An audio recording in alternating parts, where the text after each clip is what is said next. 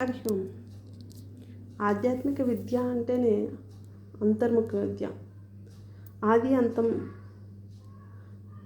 ఆది నుంచి ఈనాటి వరకు అంతం లేని దే ఆధ్యాత్మిక విద్య.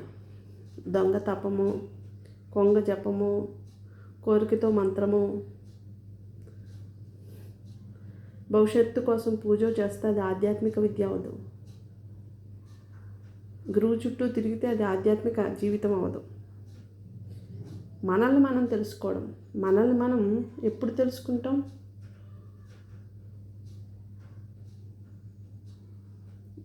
మహాత్ములను చూసి ఆది నుంచి ఈనాటి వరకు ఎందరో మహనీయుల యొక్క జీవన విధానం పఠనం చేసి వారి యొక్క మార్గాన్ని అనుసరించడమే ఆధ్యాత్మిక విద్య. ఆది నుంచి కలిలో ఈనాటి వరకు ఎందరో మహనీయులు పుట్టినందుకు తల్లిదండ్రులు యోగ్యతను పెంచారు. అలాగే వారి యొక్క యోగ్యత అనేది సమాజానికి తెలిసేలాగా చేశారు.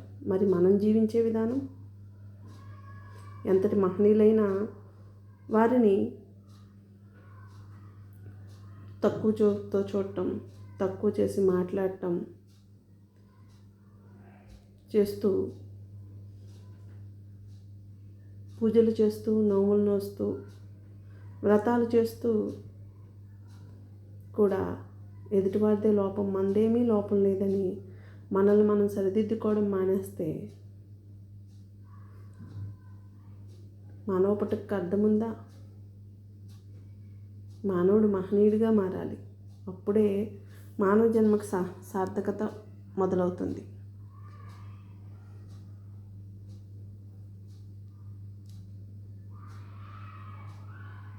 ఆధ్యాత్మికత అంటేనే ఆనందం. ఆనందాన్ని నిరంతరము ధ్యానిస్తూ, అంటే ఎరుకతో, ఆ ఆనందాన్ని ఎరుకతో గమనిస్తూ, త్రికరణ శుద్ధితో మనసా వాచ కర్మన ఆనందం ఎప్పుడు వస్తుంది? ఎదుటివారు ఆనందంగా ఉంటేనే మనం ఆనందంగా ఆరోగ్యంగా ఉంటాం. ఎదుటివారిని మాటలతో, చేష్టలతో, పనులతో కించపరుస్తూ మేమేదో గొప్ప అని గురువు చెప్పింది వినడం మానేసి, కుటుంబంలో కట్టుకున్నవారు చెప్పింది వినడం మానేసి, అత్తమామలు చెప్పింది వినడం మానేసి, తల్లిదండ్రులు చెప్పింది వినడం మానేసి,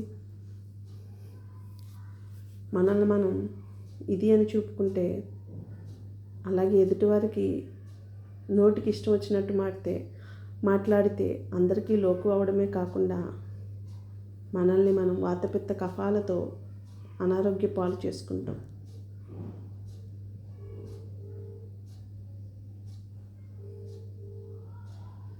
నేను అనేది, నాది అనేది మనసులో కనుమరుగైపోవాలి.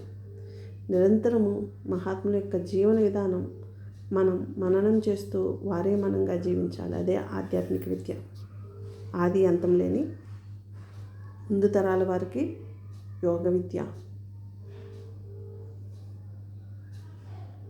భావితరాల వారికి భవిష్యత్తును చూపించే జీవన విధానమే ఆధ్యాత్మిక విద్య. అదే ఆది నుంచి ఈనాటి వరకు ఎందరో మహనీయులు జీవన విధానం కొనసాగించి ఇప్పటికీ చరిత్ర పుటల్లో నిలిచారు. మనం కూడా అదే మార్గాన్ని అనుసరిస్తే మన యోగ్యత పెరుగుతుంది. మన పుట్టినందుకు తల్లిదండ్రుల యోగ్యతని పెంచిన వారు అవుతాము.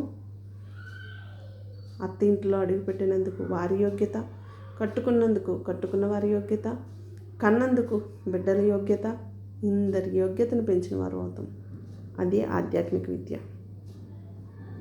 అవకాశవాదుల్లాగా జీవిస్తేనో, ఆవేశాలతో జీవిస్తేనే, అన్నిటికీ అడ్డు తగులుతూ మేము ఇది అని చెప్పుకుంటేనో అది ఆధ్యాత్మిక విద్య కాదు.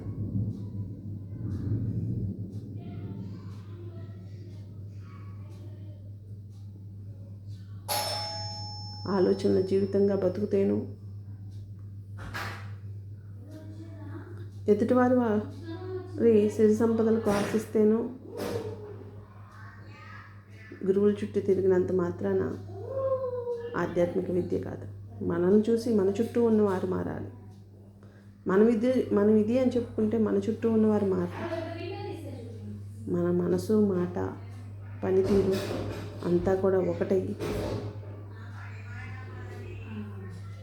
మనం మౌనం అవుతే మన చుట్టూ ఉన్నవారు మౌనంతోనే గ్రహించి